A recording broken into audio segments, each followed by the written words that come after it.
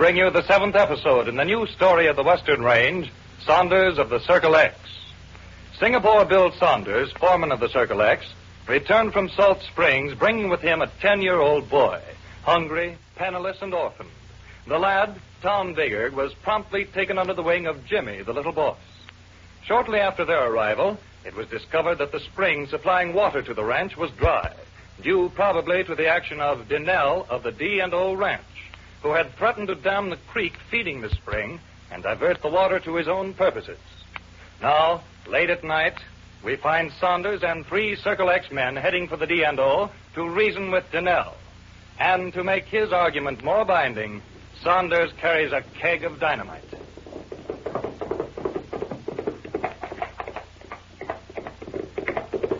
Here's the creek bed again, Singapore. All right, boys. Let's have another look. Whoa there. What you gonna do, Singapore? You men stay on your horses. I'll have another look at it. All right, Pony, calm down.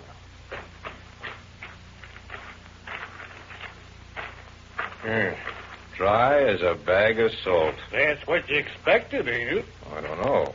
Figured maybe there was another fault in the ground someplace and the water just naturally disappeared. Could happen. Earthquakes and the like. Opening cracks in the ground. Only earthquake to happen hereabouts is Mr. Dinell of the D&O. I sort of figure you're right, Pepper.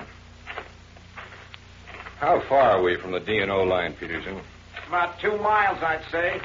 How far after that to the ranch house? I ain't never been on the D&O. It's about another 3 miles, Singapore. Ranch lies in the beginning of the foothills. Ranch house is built in a holler. Any of you know Dinell? Don't know nothing good about him. Anything bad? Well, besides his damming up the creek. He's city folk. I reckon you can't hold that against him. Well, what Peterson means is he ain't our kind. But I suppose he can understand American when it's spoken. That's just the point. He's one of these polite individuals. Soft talker. That's Dinell. Talks soft and sticks a knife in your back when you ain't looking. Yeah. And they say other things about him. Like what? Like that he went to college of learning someplace back east. Learned about ranching and raising cattle out of books. Sounds like an up-and-coming individual. Not in my language, he ain't. Learning you get out of books don't do you no good when you mean real business. I reckon there's 2 schools of thought when it comes to that question, Hank. Sometimes they print some pretty good things in books. Well, you can't prove it for me. Only book I've read in the past dozen years was the wheat report for the state of Montana for the year 1880. Read it twice through for entertainment. Yeah, and Pepper's never been the same since. Now listen, Pino, ain't no call you're making disparaging remarks. You can't stop me thinking, Hank. You young sprout, you're all the same. Think you know everything there is to be known. All right, Hank. Save your grievance till we get back to the bunkhouse. This isn't getting us to Mr. Dinell. Let's get started for the dam, and then we'll visit Mr. Dinell. Oh, just keep that bit out from between your teeth, Pony. All right, boys. Let's go.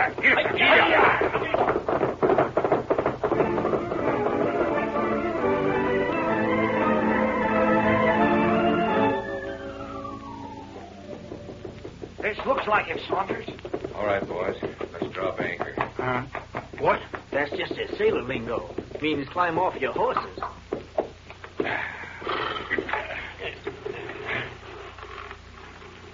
Well, how's it look to you, Singapore? It's a darn good-looking dam, if you ask me.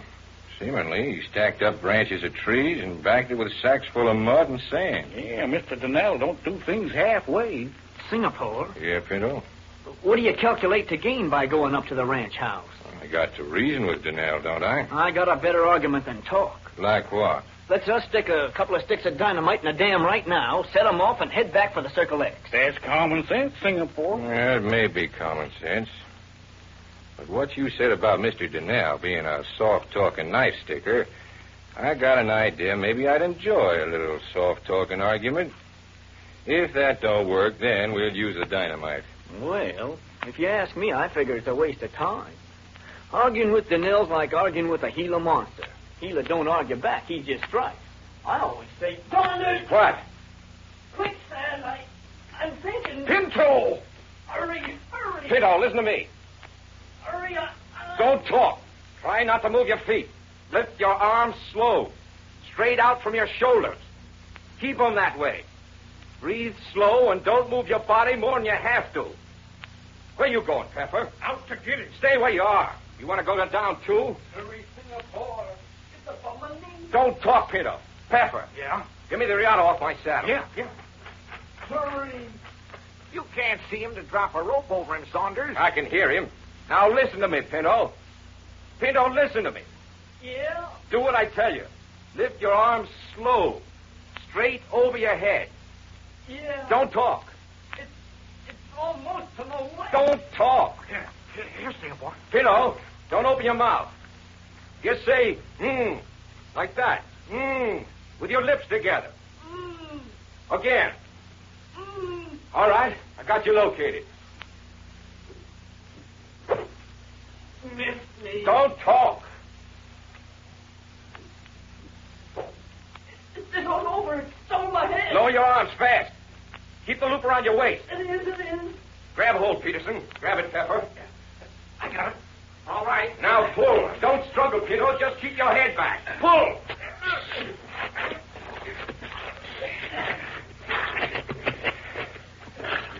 All right. Can you stand? Yeah. My knees are weak, but Do you mind telling me what's going on here? No, I don't reckon we'd mind, friend. Might I ask who you happen to be? You might. I'm Joseph Janelle, owner of the D&O Ranch.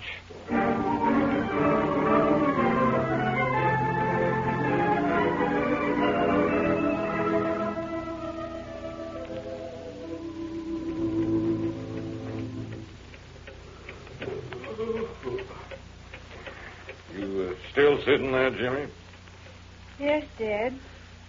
I know what it's like for a horse to wear blinders. With these rags on my eyes, I can't even tell who's in the room with me, if anybody. Poor Dad. I ain't asking for sympathy. Why don't you go to bed? I'll wait up till the men come back. There's no need for that. Still, I'll wait. Funny thing, Jimmy. Your mother was the gentlest woman I ever did know.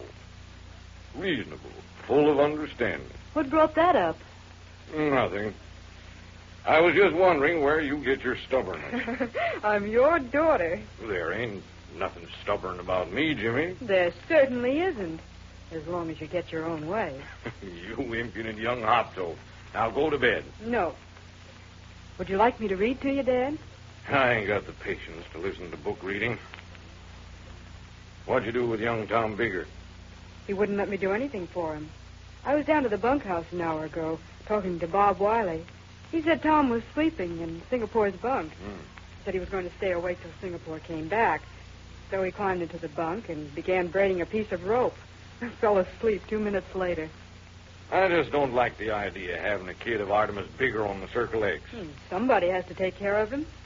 He's only 10 years old. It don't have to be me. I got no time for mavericks. Dad, if you were as hard-hearted as you pretend to be, you'd be a caution. No, I never said I was hard-hearted. I'm just too old to have youngsters under my feet. You're bad enough. Thanks. Maybe you'd like to ship me off to Boston again for more finishing. No, it's a funny thing. You're more nuisance than a shed of lambs at shearing time. But I get so used to your pesky ways, I wouldn't know what to do without you. Anyway, the ladies at the Boston school gave me up as a bad job. I guess some people aren't just meant to be finished. I guess. What time is it? A little after 2.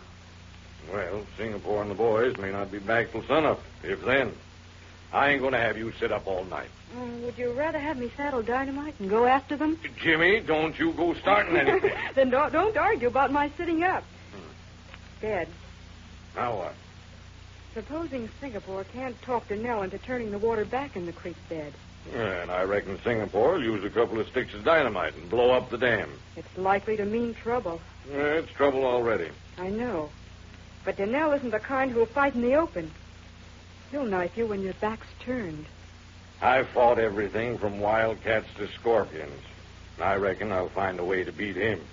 Only he'll have a little advantage of you now. Now that you can't see. I ain't going to be blind always. No. Look here, Jimmy. You ain't hiding something from me, are you? Of course not. What do you mean?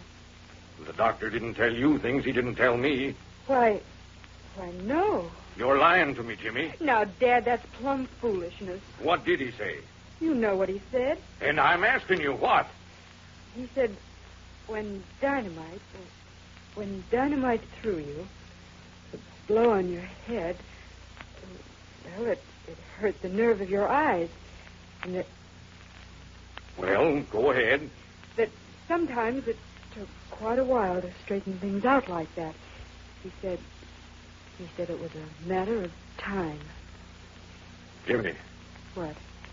Did he say I'd ever see again? Now, Dad. Answer me.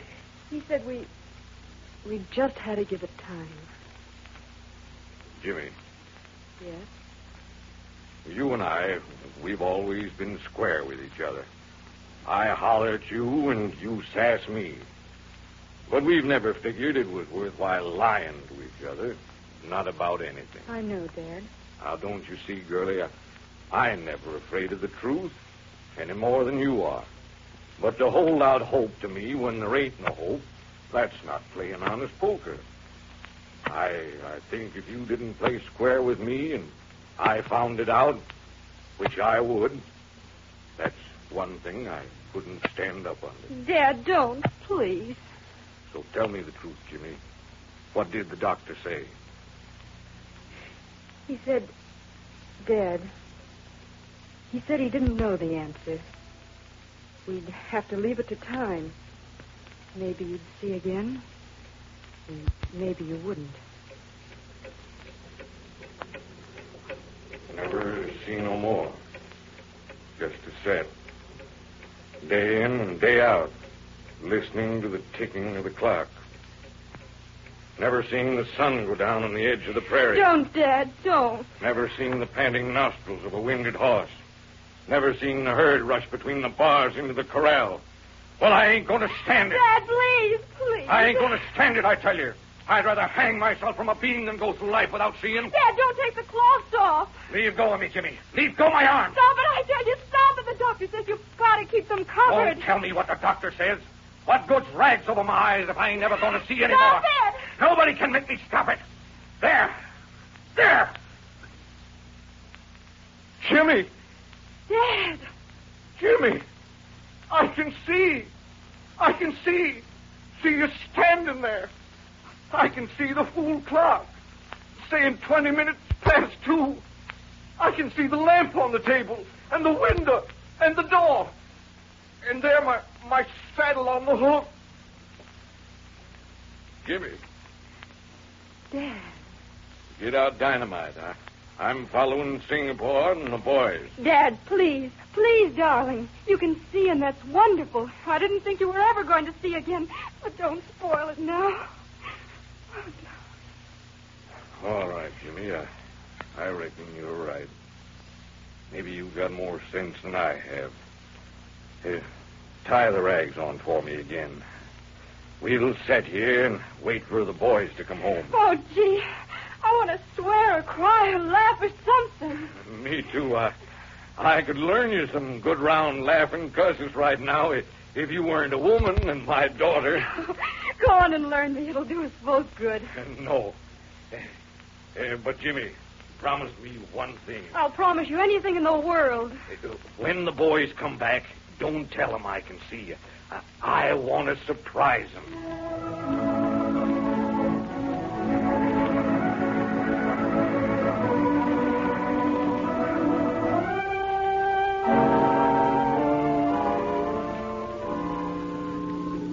So you're Joseph Donnell.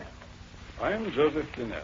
Well, Mr. Donnell, you ain't got no idea how glad we are to meet up with you. Pinto, put a halter around your tongue and leave the talking to me.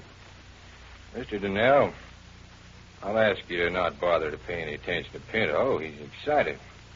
Just had a little trouble. Really? Is that so? Yes, he was out in the creek bed. Stepped into some quicksand. Really? You don't say so. Well, he doesn't seem to be any the worse for it. No, we dropped a riata over his ears and yanked him out. Very fortunate indeed. And now may I ask what you're doing on my land and who you are? To answer your first question, we're on your land on the way to visit you. The entrance to the ranch house is a quarter-mile to the west. Yes, but we thought we'd take a look at the dam first. Not that we can see much at night. Well, it's not badly constructed. I'd suggest you come by in daylight if you're interested in learning how to build a dam. Maybe we're more interested in blowing up a dam. Just keep your bit in your teeth, Peterson. Well, we didn't come here to make polite talk with Mr. Donnell, Singapore. You can't never tell. Sometimes you get further with polite talk. Now, look here, my friend. Your philosophical remarks are very well taken and irrefutable. That's fancy talk. But I'm not interested in listening to philosophy at 2 o'clock in the morning.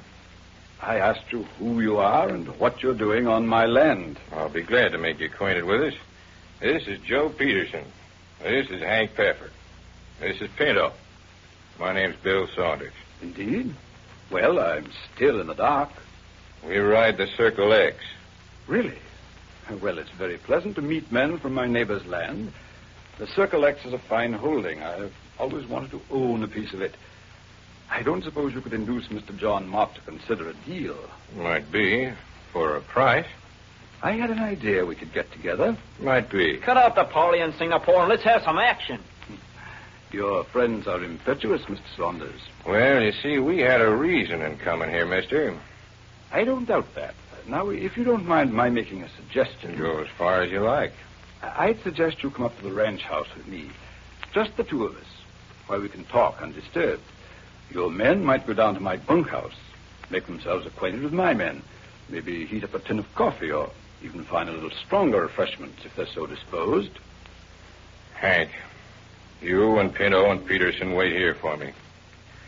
I'll go with Mr. Donnell. I don't know, Singapore. Appears to me like it might be well if we all come along with you. You ain't been invited, Pepper. You stay here. All right, Mr. Donnell, let's go.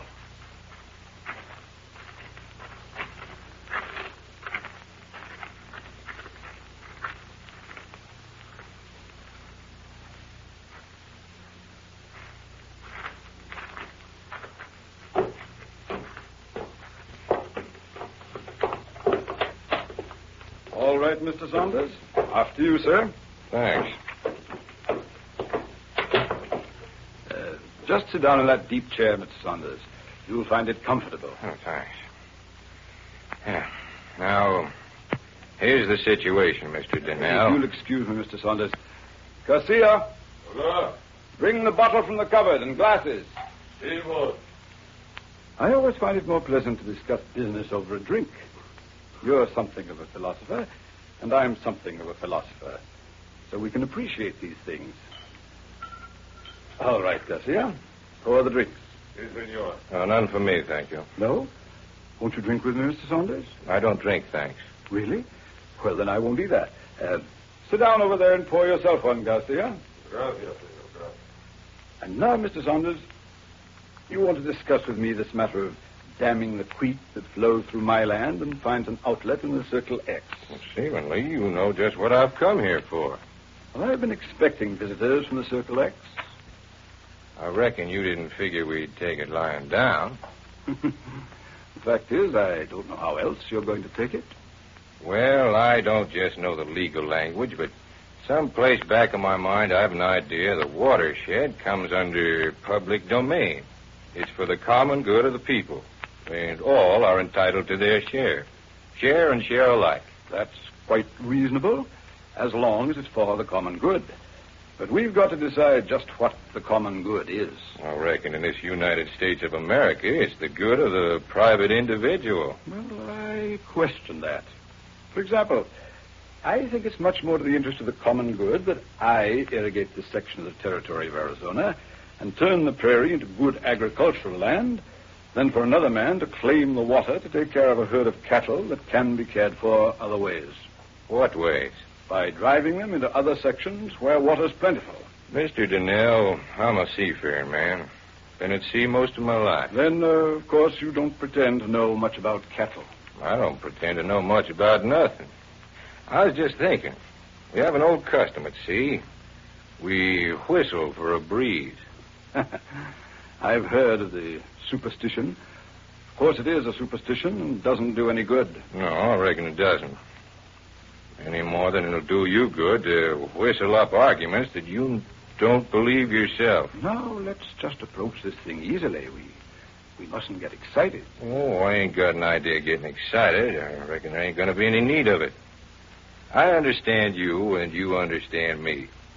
And all we got to do is agree. Just how soon are you going to turn the water back into the creek bed so we get our share? Saunders, what if I decide my agricultural development is still the more important issue and decline to turn it back? Then in that, I've come prepared with a keg of dynamite. I'll order my men to blow up your dam. And I'll order them to blow up every dam you build if it takes from now till the other place freezes. You certainly come prepared. It's good business. I'm inclined to agree with you. I had an idea you would. And now, if you'll just turn around and glance over your shoulders, Mr. Saunders, you will find that my good man Garcia is sitting there behind you with a gun leveled right at your ears. Just turn slowly, Mr. Saunders, and don't make any false moves, because I've got you covered from this side. Just wipe that grin off your face, Garcia. It's not polite. Mr. Saunders is our guest. Si, senor. I hope it doesn't make you nervous, Mr. Saunders, having a couple of guns leveled at you. I ain't got a nerve in my body, Mr. Donnell. No? I have an idea that's the truth. You look like a good man. Thanks. Well, I'll put up my ante, Mr. Donnell. It's your bet. How many cars do you want? None, Saunders. I have a pat hand. I've bluffed pat hands in my time. I don't have to bluff. I not only have a pat hand, but I'm playing with a marked deck, and I know what's in your hand. Then I reckon it's your next move. I'm inclined to think you're right. So I'm going to ask you to relax in that chair, Saunders, and I'll just sit here with my gun in my hand, it being my fifth ace. And Garcia. Garcia! Si, senor. Just keep your gun in your hand.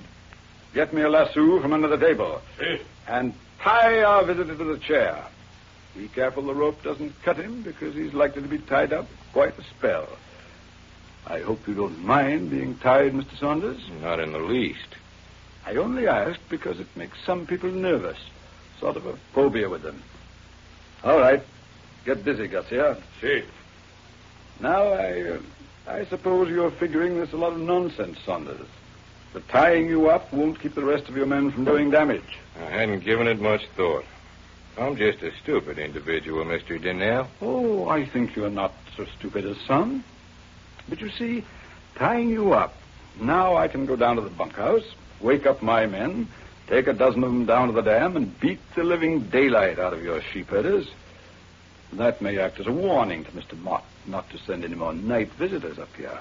Probably will. Grab him, Garcia. He go for the chair. Grab my gun. He shoots off live. He can't get away that easy, Mr. Saunders.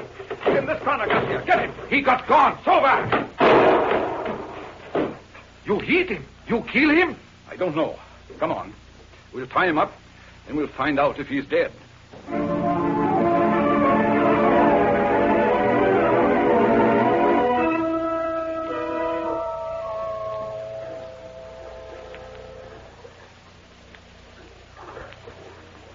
You asleep, Pepper?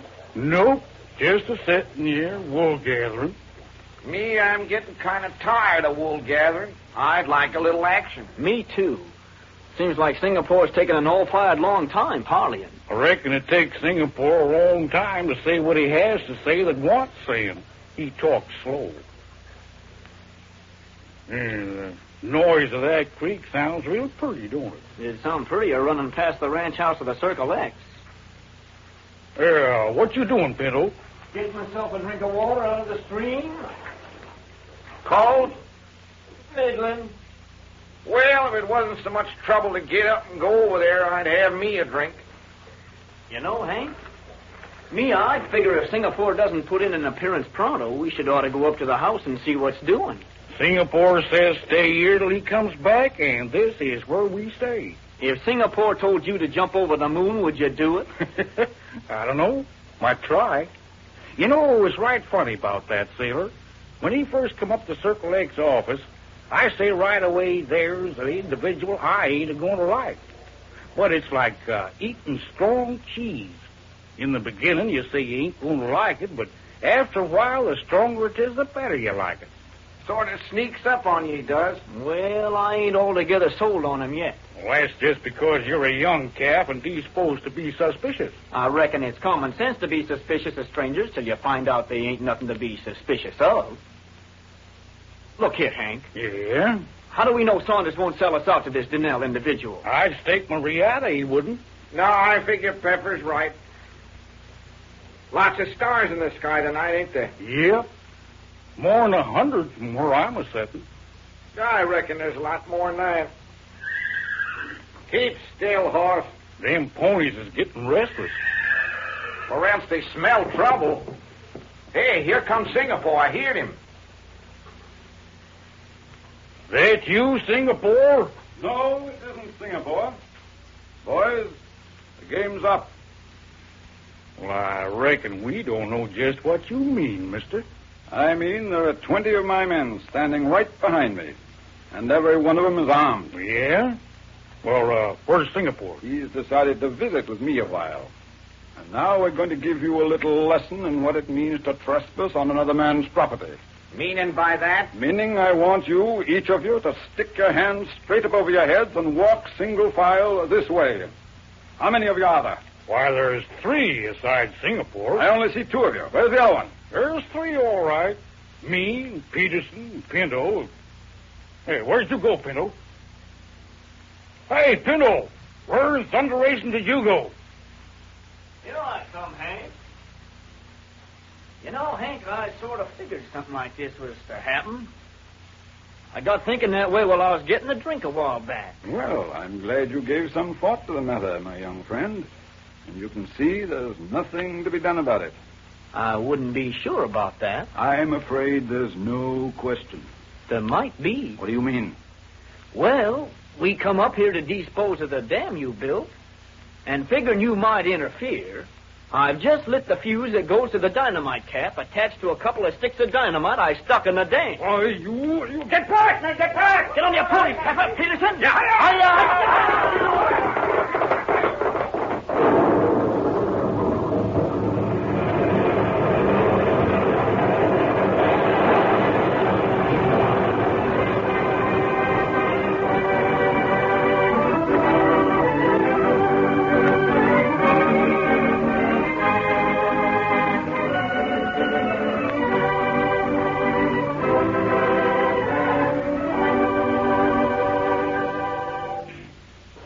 You have heard another episode in Samuel Dixon's story of the Western Range, Saunders of the Circle X. Listen at this same hour next Thursday evening over most of these stations when we learn the fate of Singapore Bill Saunders in another exciting episode of Saunders of the Circle X.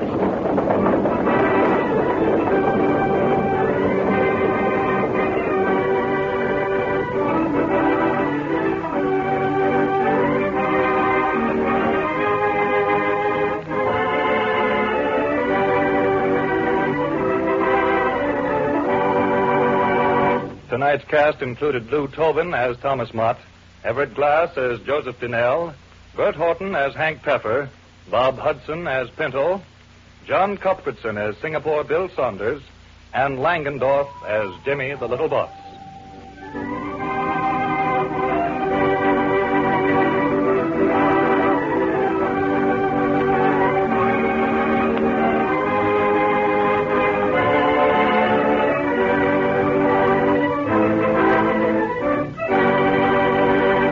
Saunders of the Circle X is presented in San Francisco. This is the National Broadcasting Company.